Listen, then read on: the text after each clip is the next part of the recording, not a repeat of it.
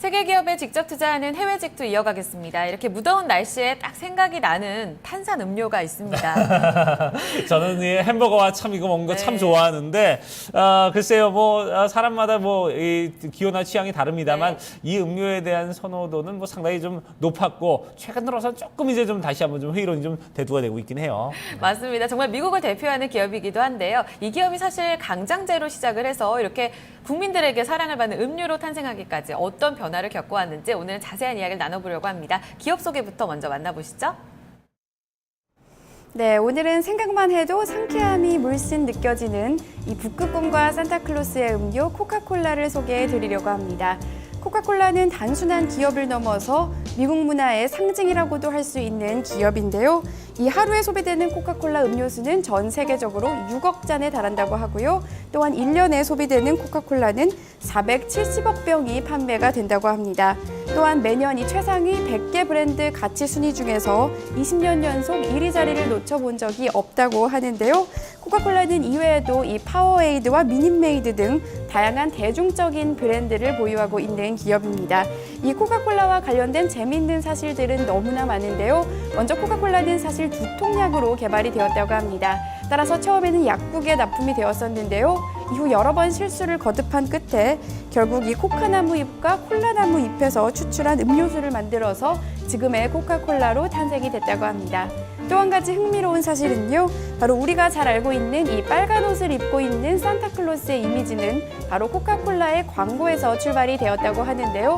이 코카콜라의 산타클로스 광고는 광고계에서도 거의 전설적인 광고로 기억이 되고 있다고 합니다.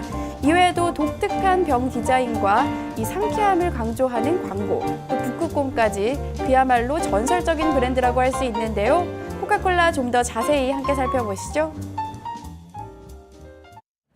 네, 단일 음료 이 콜라만 놓고는 정말 세계에서 가장 높은 판매량을 차지하고 있는 이 코카콜라입니다. 사실 이 원액에 대한 비밀은 며느리도 모르고 아무도 모른다는 그 코카콜라인데 오늘 이제 그 종목에 대해서 저희가 좀 자세히 얘기를 나눠보도록 하죠. 네, 키움증권 방은규 연구원과 함께 알아보도록 하겠습니다. 안녕하세요, 연구원님. 네, 안녕하세요. 반갑습니다. 네, 자 우리 너무나도 대중적인 바로 기업입니다. 코카콜라. 일단은 종목 소개부터 좀 간단히 부탁드리겠습니다. 예, 오늘은 전 세계인이 즐겨 마시는 대표적인 소다 음료인 코카콜라를 만드는 코카콜라 컴퍼니에 대해서 알아보겠습니다. 현재가는 39.32달러이며 업종은 음식료 생산 업종입니다. 52주 최고가는 45달러, 최저가는 39.06달러, 일평균 거래량은 1,470만 주가량 되고 시가총액은 1,723억 달러입니다.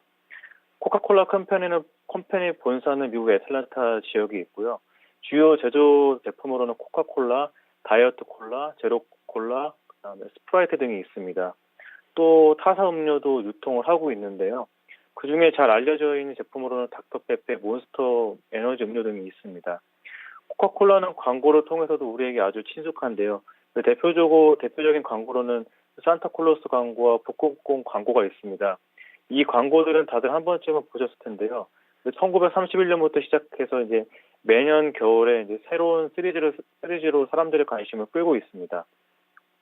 또 코카콜라는 마케팅 부분에 있어서도 이제 시장의 선도적인 역할을 하고 있는데요. 많은 기업들이 코카콜라의 마케팅 방법들을 벤치마킹하고 있습니다. 코카콜라는 일찍이 스포츠 마케팅을 시작했는데 1982년 80년 암스테르 올림픽과 1회 월드컵이었던 1930년 우루과이 월드컵을 시작으로 스포츠 대회들을 후원하면서 스포츠 마케팅에도 선도적인 역할을 하고 있으며 또한 1974년 월드컵 공식 후원사가 되었고 후원사로 활동하면서 올림픽과 월드컵 시즌을 겨냥해서 한정판 제품을 내놓기도 하면서 스포츠 마케팅을 적극적으로 활용하고 있습니다. 대표적인 어떤 마케팅의 성공적인 사례라고 보면 될 것 그렇죠, 같습니다. 예. 광고를 보고 있으면 정말 그 탄산이 탁 터지는 소리에 얼마나 먹고 싶은지 오늘도 좀 생각이 나는 것 같은데요. 네. 자, 그렇다면 이 기업이 의약품으로 좀 시작이 됐다고 하는데 어떻게 커왔는지 성장 스토리도 들려주시죠.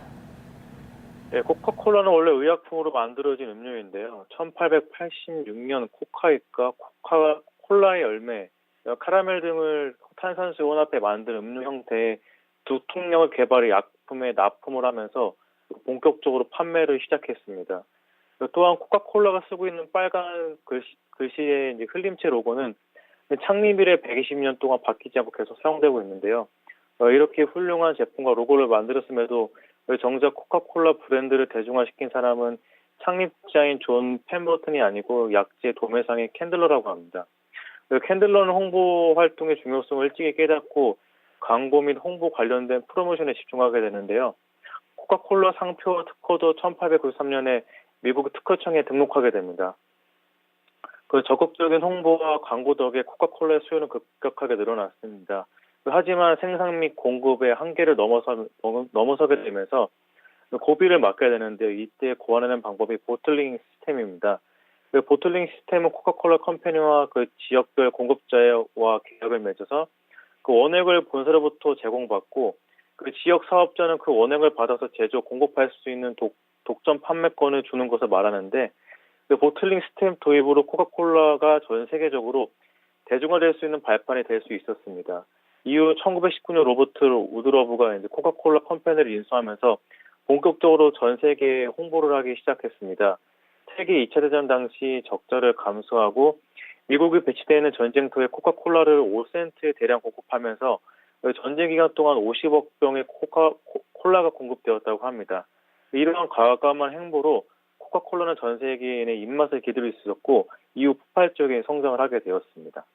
네. 자, 이렇게 코카콜라 마케팅 얘기를 했는데 코카콜라가 이제 그러면서 우리에게 좀 너무나 친숙한 부분이 많아요. 조금 전에 말씀하셨던 로고 부분도 그렇고 코카콜라의 그 병 모양 그리고 이 코카콜라의 최근에는 이제 이 북극곰이 이제 코카콜라의 또 새로운 어떤 아이콘으로 좀 자리 잡고 있는데 자, 그러면 이제 종목 자세하게 좀 종목 얘기를 좀 가보도록 하겠습니다. 주가 수익률 최근에 3년 사이의 흐름은 좀 어땠는지 좀 살펴봐 주시죠. 예, 최근 3년, 1년, 6개월, 3개월 이렇게 수익률을 보시면은 큰 매력은 없어 보이고 이제 장단기적으로 지지부진한 모습을 보이고 있는데요. 왜 이런 수치 나오고 있는지는 잠시 후에 자세히 언급해드리도록 하겠습니다. 그다음에 지난해 실적을 보시면 잘 알려져 있듯이 부진했던 모습이 보이고 있습니다. 특히 지난해 4분기에는 계절적인 요인을 감안해도 전년 동기 대비 단기순이익 기준으로 55% 가까이 하락하는 모습을 보여주고 있습니다. 올해 1분기 들어와서 소폭 개선되는 모습을 보이고 있지만 전년 동기 대비로는 여전히 부진한 모습을 보이고 있고요. 그러나 계절적으로 탄산음료 수요가 점점 늘어나는 시점에 있고 올해 3분기까지는 소폭 개선되는 모습이 보일 것으로 예상됩니다.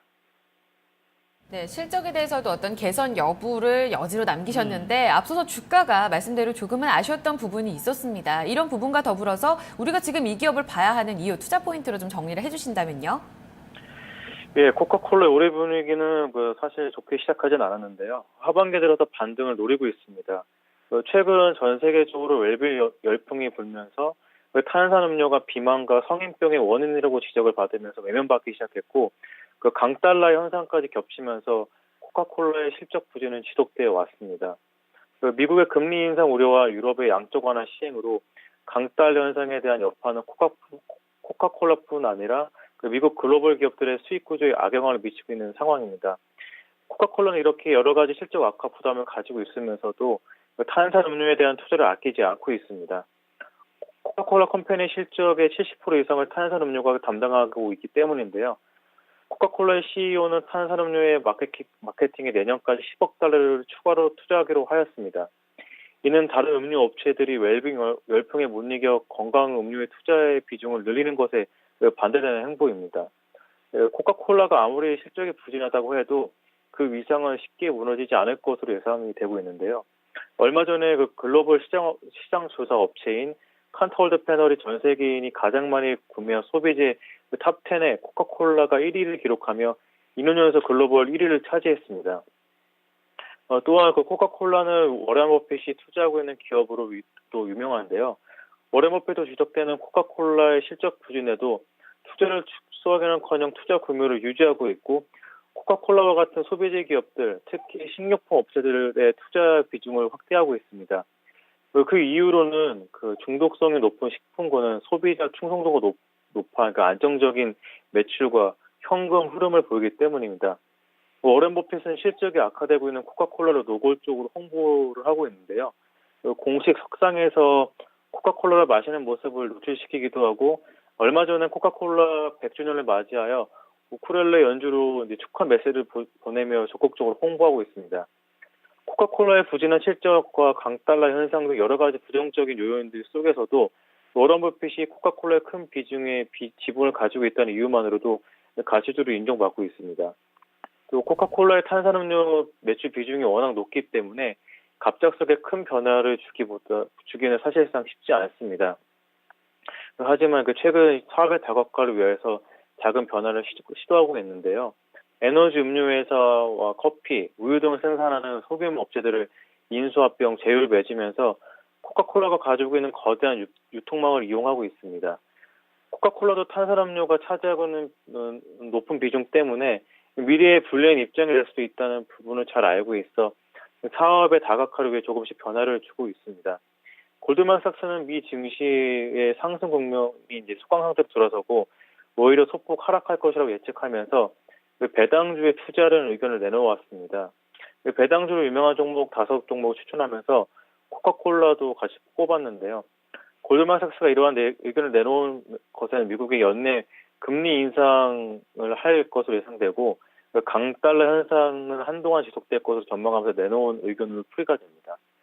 코카콜라는 앞으로 미 증시 방향성에 따른 대안으로 배당 소득도 누릴 수 있어 매력적인 종목이라고 말할 수 있겠습니다.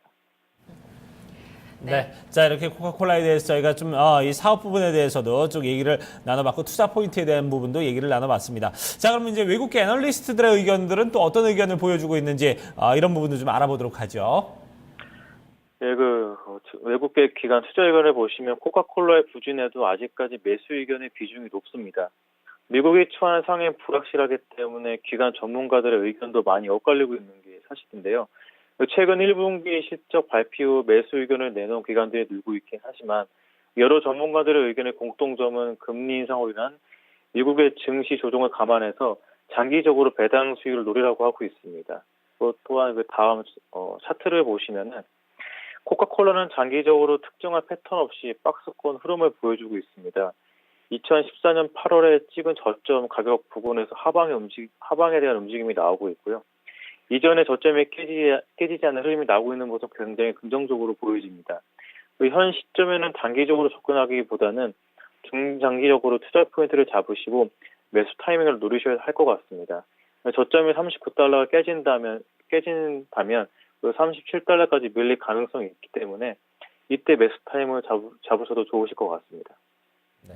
앞으로의 어떤 실적 개선 기대감을 반영하게 된다면 지금이 정말 말씀대로 매수의 기회가 아닐까 싶은데요. 지금 조금 더 밀릴 가능성도 언급해 주셨지만 분할 매수 관점 유념해 보도록 하겠습니다. 코카콜라에 대한 자세한 이야기 나눴습니다. 키움증권 방은구 연구원이었습니다. 감사합니다, 연구원님. 네, 고맙습니다.